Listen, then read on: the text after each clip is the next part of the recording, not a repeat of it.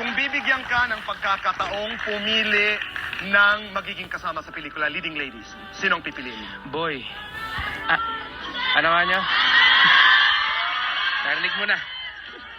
Narinig mo na, of course. Si Sharon has been part of my life. Hindi ko naman... You know, of course, I'd like to do a movie with her. I'd love to do a movie with Casey. She's my daughter, after all. Sharon's the mother of my daughter. It would be nice if we could do something together. But of course, maraming intrigang papasok dyan. Katulad nga ng sabi ni Sharon, paglalaroan lang, o, you know. Pero kung may iwasan natin yon, ako, why not? You know, gumawa tayo, pakita natin sa tao, total yun ang gusto nila. Handa ka? Handa ka sa mga intriga? Handa ako, wala naman ako tinatago, boy. Ang buhay ko, Is an open- bukas. That's right. Sa tao. Lahat ng intriga, eto, nakadikit sa buntot ko. Kasama ako sa showbiz. Kasama ang intriga sa buhay ko. Very, very, very, very straightforward question.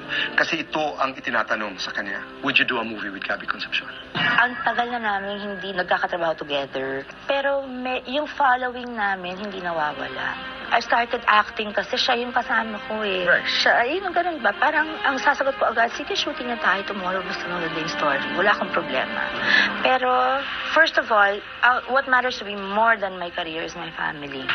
I have nothing left to prove eh. And ginagawa ko lang yung mga pelikulang gusto ko.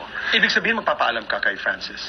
Oo naman. You should. Kahit mga ex-boyfriends ko, walang problema at all si Kiko. Dinidefend pa nga ako niyan pag, kailangan na kissing scene. Mga ganon. Pero considering lahat ng maapektuhan, you have to consider a lot of things. sabi ko nga kanina, si Tita Malu, kausap ko sa ko, 50 million net, I'll think about it. Eh, may tumawag pang iba after. 100 million net, I'll think about it, pero wag na rin. No, I wouldn't do that to my family. It would be too... Alam mo bakit, kuya? Kahit okay kayo, nagtatrabaho lang kayo, wala kayong problema, professional kayo, paglalaroan kayo, siguro naman at this point in our lives and in our careers, dapat rinirespeto na kami kahit paano. We've earned that already. Naunawaan ko yan. Do you feel that there is a need for you to settle some issues with Shawi? Hindi pa kami nag-uusap ng one-on-one. In other words, hindi pa kami nagkikita.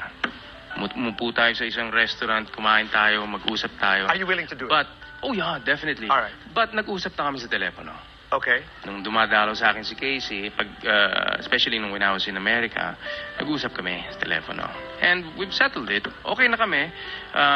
Maganda yung usapan namin. But for us to sit down, Right. hindi na siguro mangyayari yun because nag-usap na kami. Because there is no need. There's no need, though. We Pero both lahat ng dapat understand. pag-usapan ay pinag-usapan na. Marami na kami napag-usapan. But if we want to talk further, we can do that. Right. Okay. Pero siguro there's no more need for it. Si Gabby ba tumawag, humingi ng dispensa ng tawad sa'yo? Hindi. Nakapag-usap kami when Casey went there the first time. Pero I hope he doesn't mind my saying this because I really waited for that moment for so long. When it finally came, it was really an unexpected moment when it finally came. Oh my God. Yung parang na hindi niya alam to. Pero nung nakausap niya ako, ihahatid na niya si Casey sa airport, pauwi na si Casey pagkadalaw sa kanya. It was Casey and you talking. Yeah, na she Yes. passed the phone to me. Right. Na nagulat. Ay, well, Casey, ikaw naman, hello, hi. No, but kuya, ganito. Nung sinabi lang niya sa akin, pinupuri niya si Casey, such her personality, or ganyan, ganyan, ganyan, ganyan. Tapos ito yung hinihintay ko na hindi ko alam that day dadating. Sabi niya, thank you. Nagpasalamat siya Mm-mm. on how you raised But him. thank you. You're welcome.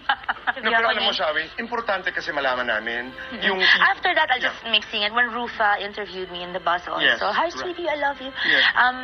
And she asked me about him, so I still, whatever I said in that interview, I got a text message saying, Sha, I will hug you for that interview, thank you. Nakanood pala siya, nagulat ako. Yun lang yun, pero hindi kami, thank you lang, na-appreciate ko yung na-appreciate nila. I realize now as we talk, hindi mo lahat ilinalabas.